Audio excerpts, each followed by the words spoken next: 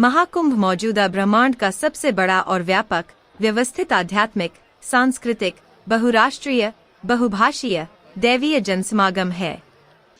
संगम की रेती पर 45 दिनों के लिए एक अलौकिक संसार आकार ले चुका है।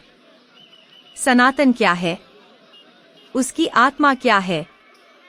भारत को अखंड क्यों कहते हैं? यह अनेकता में एकता का देश कैसे है? सैकड़ों भाषा बोलियों, वेशभूषा और खान पान वाले लोग एक ही देश में कैसे मिलजुल कर रहते हैं? सनातन के भिन्न भिन्न पंथ, मत, संप्रदाय, पूजा पद्धतियों और विश्वास कैसे फलते फूलते और आदर पाते हैं? यानी सनातन को लेकर अगर आपके मन में सवाल हों और उनका उत्तर आप जानना और समझना चाहते हैं, तो आप बिना समय गंवाए तीर्थराज प्रयाग में चल रहे महाकुंभ में चले आइए। यहाँ किसी स्थान पर खड़े होकर जब आप महाकुंभ के अद्भुत दृश्यों को देखेंगे, तो पाएंगे कि यही दृश्य समग्र रूप में भारत की पहचान है।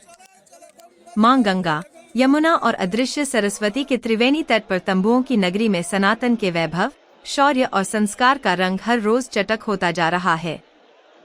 यहाँ की हर धड़कन, हर रंग, हर स्वर, यही सब मिलकर अखंड भारत का चित्रण कर रहे हैं। कुंभ पर्व आदि शंकराचार्य की देन है, जिन्होंने सनातन धर्म के लिए साधु संतों को एकीकृत कर अखाड़े बनाए। आज हमारे यहाँ 13 अखाड़े सक्रिय हैं। उनका अपना आध्यात्मिक, वैचारिक दर्शन और कर्मकांड है, लेकिन उनकी आत्मा में सनातन बसा है। वे सभी सनातनी आस्था के पैरोकार और प्रवक्ता हैं।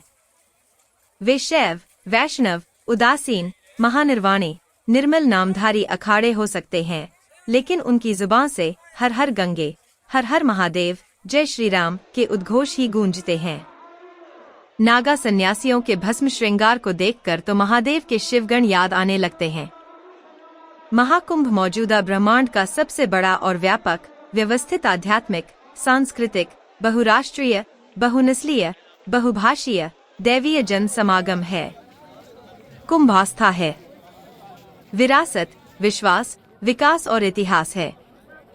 सनातन के चिरंतन, निरंतर व नित्य नवीन तथ्यों की खोज और उन्हें आत्मसात करने की परंपरा का साक्ष्य है।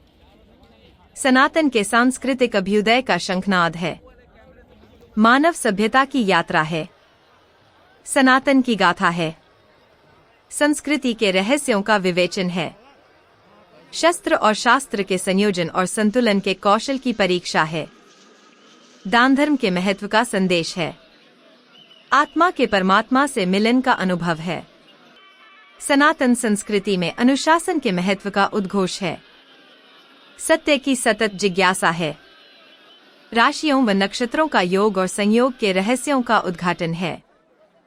पृथ्वी के साथ प्रकृति के संतुलन और संबंधों के रहस्यों की व्याख्या है। कुंभ के अनेक मंतव्य हैं, तमाम कथाएं हैं, पर मुख्य है कि अमृत की आकांक्षा और अमर्त्य की अभिलाषा पूरी करनी है तो समाज को बैरभाव भूलकर एक साथ समुद्र मंथन के लिए एकजुट होना पड़ेगा। कहा जा सकता है कि कुंभ समाज के संचालन का सिद्धांत भी है और सामाजिक दायित्व के प्रतिपालन का सूत्र भी।